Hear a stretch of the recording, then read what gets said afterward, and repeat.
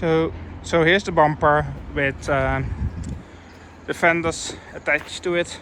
I did that because it was a bitch to get them working. So I try now, see if this works. If not, I'm going to find another way.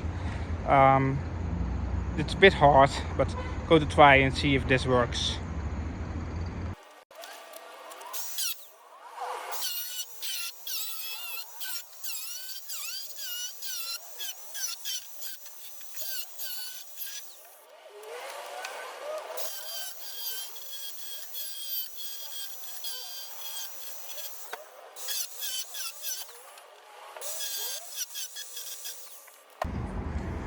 Okay, so for the front ones, I'm decided to use those bolts.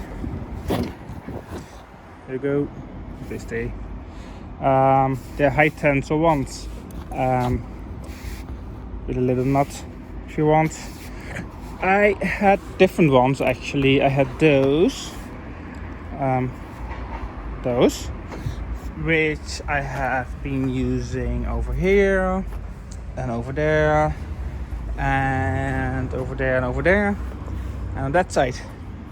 Those are actually these, and these are actually valve cover bolts, like you know, for the VVTI.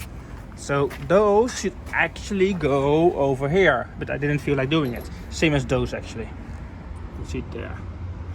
So because people were asking what kind of bolts I'm using.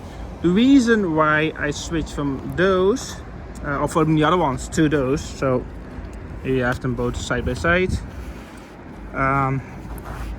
In the end, this is flat, which is always better.